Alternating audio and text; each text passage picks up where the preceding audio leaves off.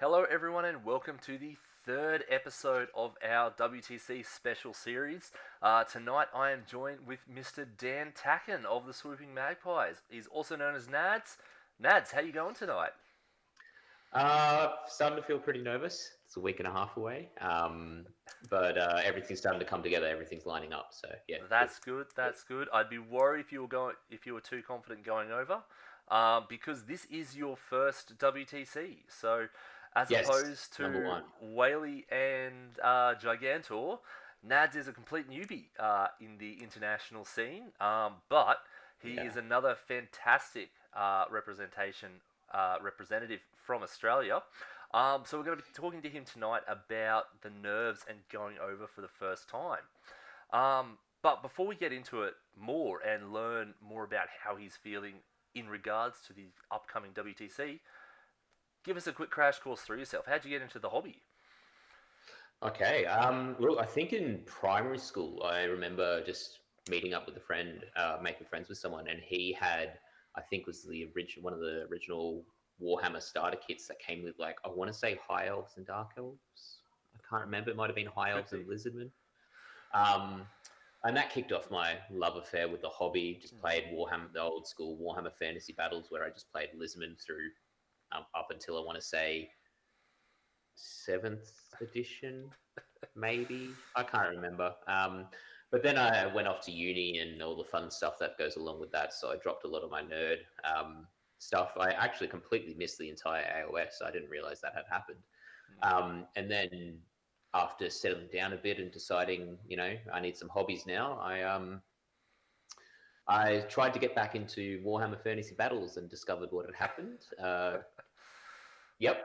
So that was very interesting. And then just after researching a bunch of different games and having a look around, I found the original learn to play videos from Privateer Press on learning how to play Mark III War Machine, the Oh yeah, 45-minute ones. yeah, yeah, Yeah, yeah. yeah, yeah. They were great. Mm. Holy crap. Yeah, great videos. Like I think I played my first game with a friend using the videos as a reference. Like we barely looked at the rule book. Mm. Didn't realize reload was a rule. Thought you could just buy extra shots all the time. So but yeah, that got me into it. I picked up the starter kit between Troll Bloods and Scorn, the Mark III one, Ah, yep, yep. and managed to find a cheap set of painted trolls online, and that kicked off my love affair. So I started at the start of Mark III. I think it was literally like a couple of October. So it would have been not long after um, Chris won everything that year, Yeah, he. October 2016. Yeah, Yes, yeah, it was 2016. I was yeah. fortunate enough to be over with him at the WTC where he won that. Oh wow. Yeah, that was my first WTC, so it takes me back. That's setting the standard, right? Yeah. Well, every Yeah. time that I've been over to a WTC, Australia has won. Not me, but one of the other teams has won. So Oh, there's a so couple of why aren't you us. coming this year? Well, I wanted to, but unfortunately, I'm sponsoring you guys rather than going over. Yeah, So, but there is a couple yeah. of other guys who are in the same situation. So I know Dimmy has been at every Australian victory. So Oh, Dimmy, hopefully, he's our secret sauce. yeah, hopefully Secret he's the sauce, that lucky guy. charm. So, Yeah, yeah, but that's a fantastic to hear how you got into the hobby. So, like Mark III was a massive time for Privateer Press and like War Machine and Hordes yeah, in general. So they definitely like when it first got announced, everyone was really hesitant, but they just yeah. knocked it out of the park with Mark III. So I'm very Yeah, interested to it, see with what they do with Mark IV. Um, yes, same. Mark III was my first introduction of pre-measuring okay, ever. Because yeah, okay, like think about what I did beforehand. So coming into yeah, pre-measuring, I was like, oh, I think I enjoy this. So hopefully the stuff they're bringing in Mark IV, I think may be revolutionary. mm, I'm excited. yep, Might just hold out. I'm not getting any of the starter factions, but I'll probably see what this Dusk faction looks like. And yeah, if I okay. don't like that, I'll hold out for the Horde factions next year. So Yeah, okay. No, well, yeah, I haven't read too much about it, only because mm. I'm busy enough as it is. I don't need a new game to obsess about. Um, Yes, yes, I know that feeling. Yep.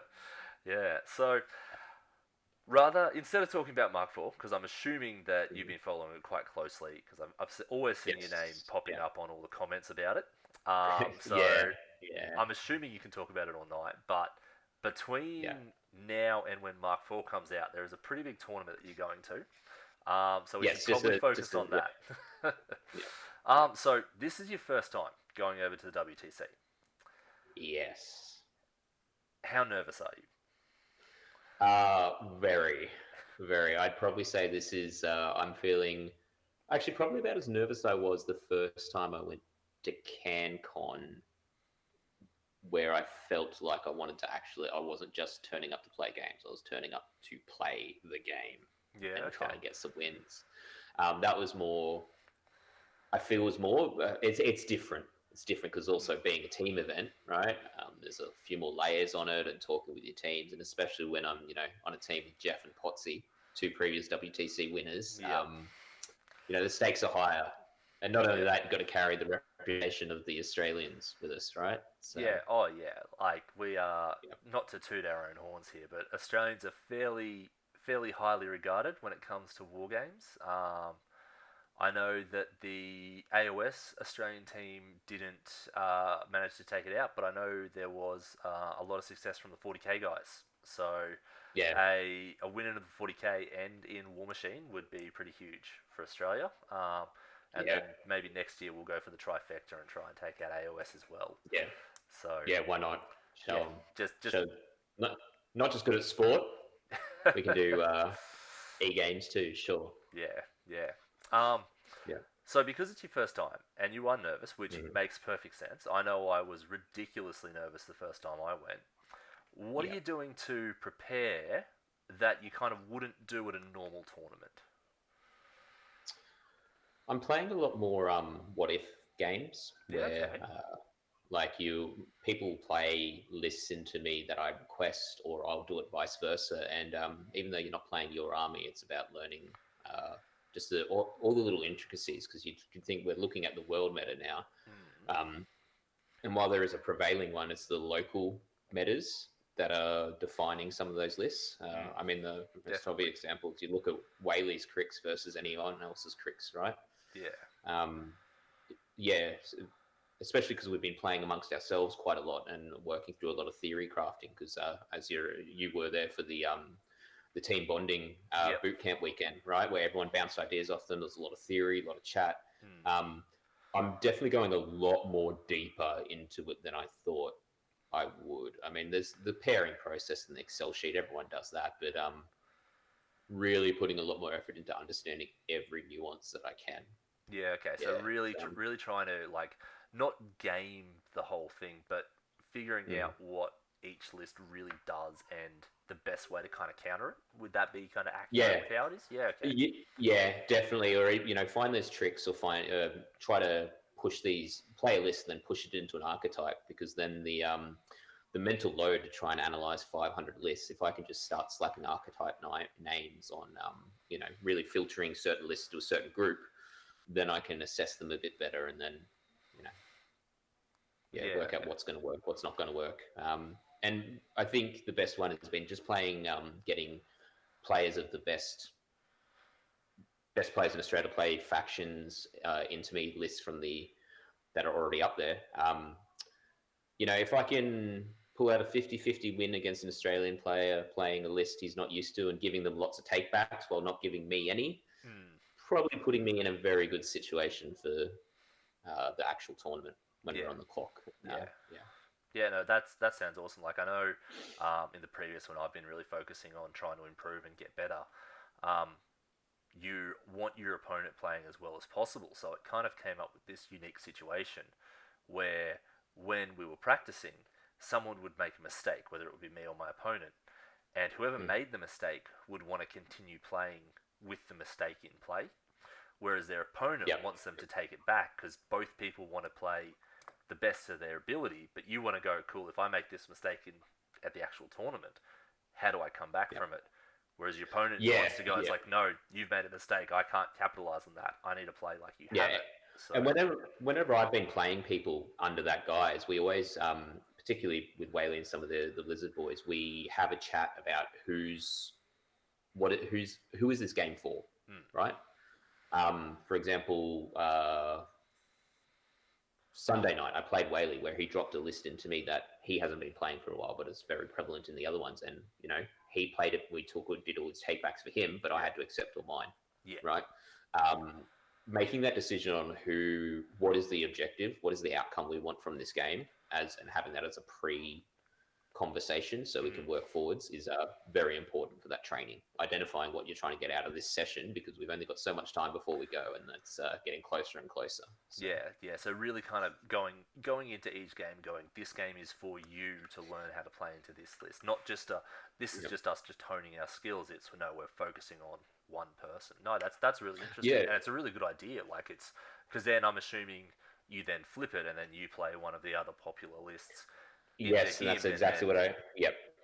Did that last week for Whaley for one of the Troll Blood lists that I've got a little bit of list envy of, but we'll see what happens. Are you going to call out the guy who wrote that list, or is it all still hush hush? We're trying to keep it too secret. No, not going to call it out. There's we'll see. I think there's some things lacking in that support-wise, which is probably not the right thing to say as an Australian because support is theft over here. But I think it doesn't have tricks. It's very one trick, but it's a very, very, very good trick. It's a good trick. So yeah. No, that's really interesting because I know, like every time I've gone, I've met up with some of the other, like I was playing Legion for both of them. I met up with some of the other Legion players and we started talking about oh, I've got this, you don't have this, why are you running this? I know the first one that I went to, a little Chinese guy came up to me. It's like, you're the Australian Legion player. Why have you done this? This doesn't make any sense. And we went and had a beer and had a talk about it. And we both came out of that chat better off because we had a better idea of what the other guy was trying to do with his list and the benefits and the pros and cons. Yeah, and I think that's what I'm going to take most out of this. Both looking at the lists that have already been posted and then chatting to people about their thoughts after it is just in the injection of new ideas into myself. I mean, we try to be very open whenever we're discussing stuff. And I mean, you've been in any room whenever we're talking about a theory craft. No matter how open you are, everyone can get stuck into a rut with their thinking. And the idea of just seeing other people's ideas and then seeing them in practice is going to really help my own play and my own list building. Yeah. And then it gets all blown away a month later. So, whatever. Yeah. Oh, it's the last WTC for Mark III as well, which is pretty big. So that's going to be massive. Yeah, because I know it was big in Mark II, but I know Mark III it really took off just with how tight the rule set was and how well crafted the game was. It really lent itself to a big tournament environment, and the matchup process, like we went through with Josh in the previous video, it adds a whole nother element on top of that as well that just really just cranks it up from an expertly made game to just absolutely phenomenal in my opinion. So exactly. And I've probably my biggest learning is learning how to play with clock has been massive, and I feel like I'm a very good low clock player now. So and playing trolls, that's one of the key win conditions. So no, that's excellent. So I know I haven't played you since I kind of stepped away from it to focus on AOS. But back then you were a good player, and from what I saw of you playing on the day, your skills have only improved. So I'm pumped to see you guys represent Australia, and I'm confident you guys will all do well, which is absolutely awesome. So, and we definitely want to. We're gunning for that final one. If it's Australia, I really want it to be an Aussie versus Aussie final. That's what that would just make me perfect. Yeah, that would do it. And then we'll just flip a coin and then head to the bar, right? So, this is Nerves and Newbies with Nads. So, with this being your first WTC, you've put in this extra preparation, you've done that extra theory crafting, you've practiced those extra lists.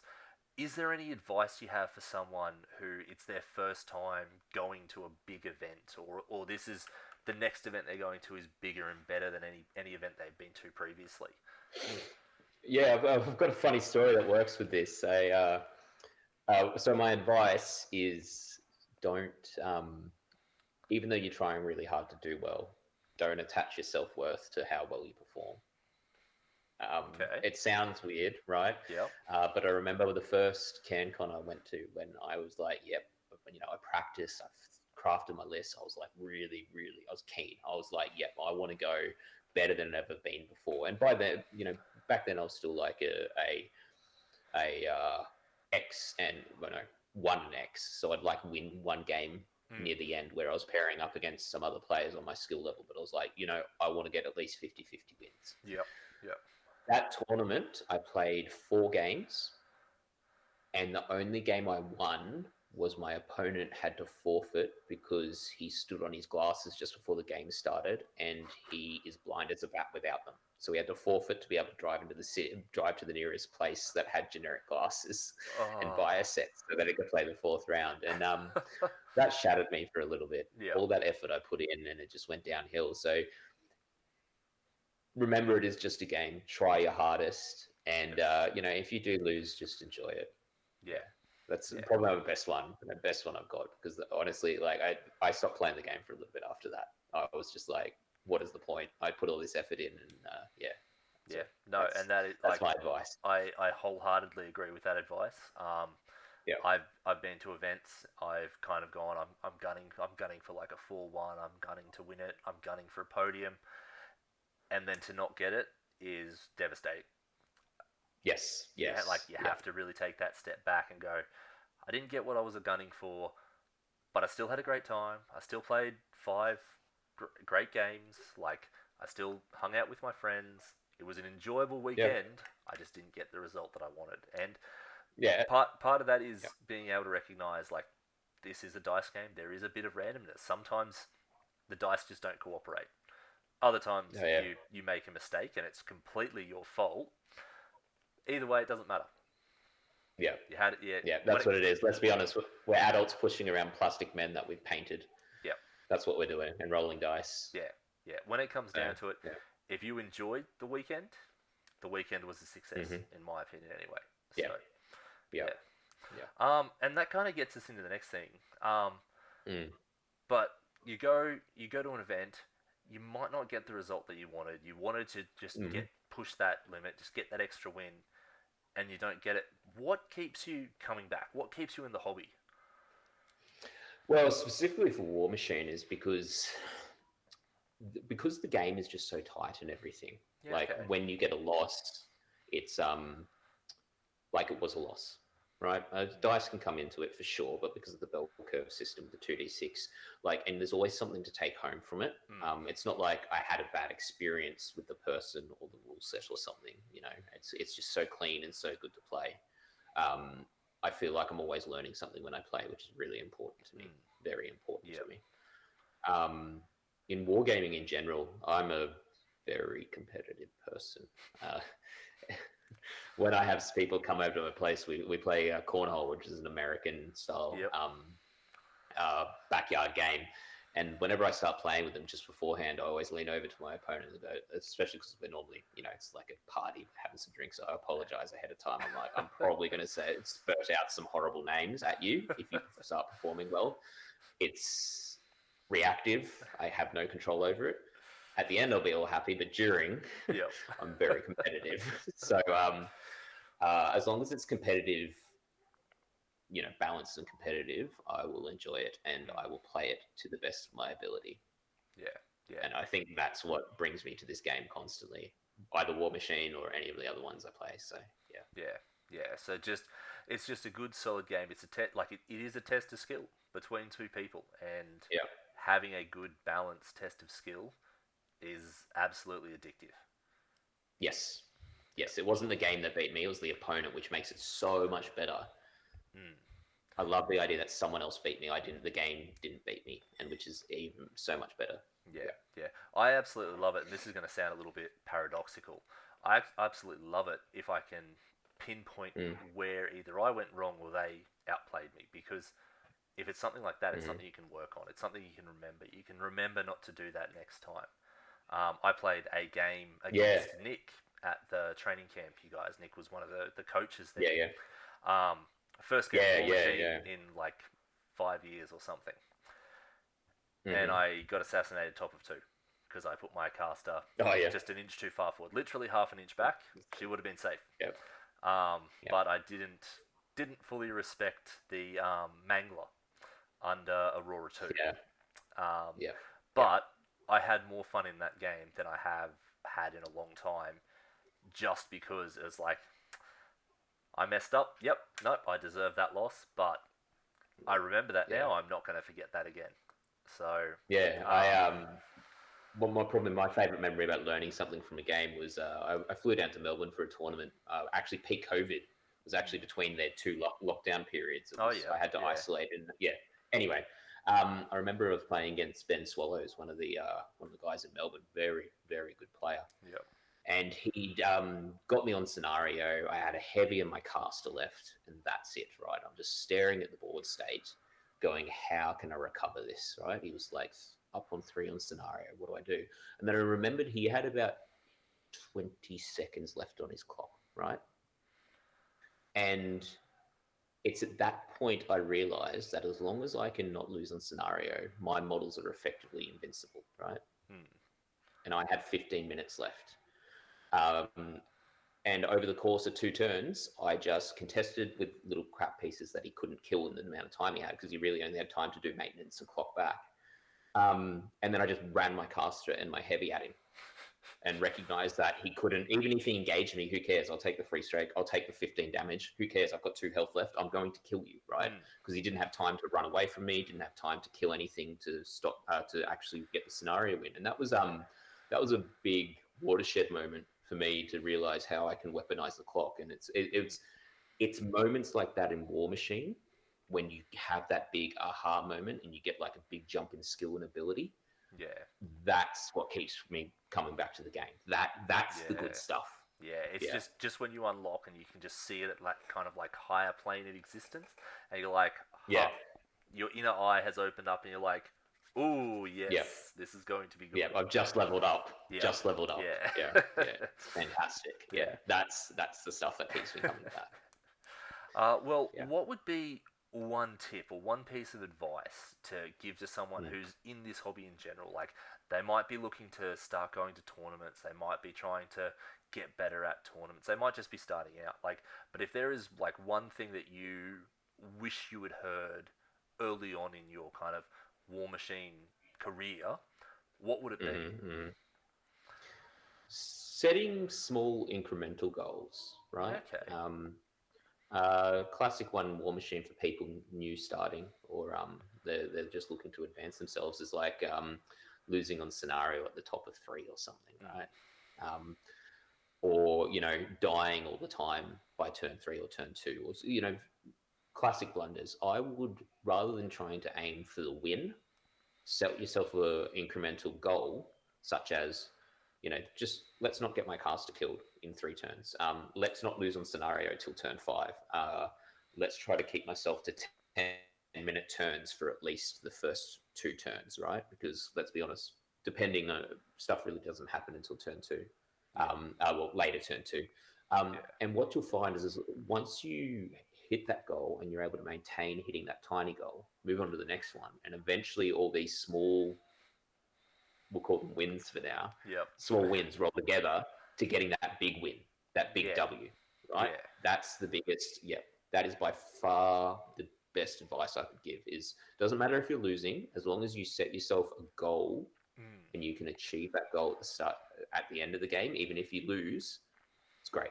Yeah, and I think that piece of advice is fantastic, and I think it applies to all war games. So, like, the main game I'm playing at the moment is AOS. I've had games where I've just focused on screening. Just screening out my models so that I don't lose to a massive alpha strike, or I don't get one of my important things killed.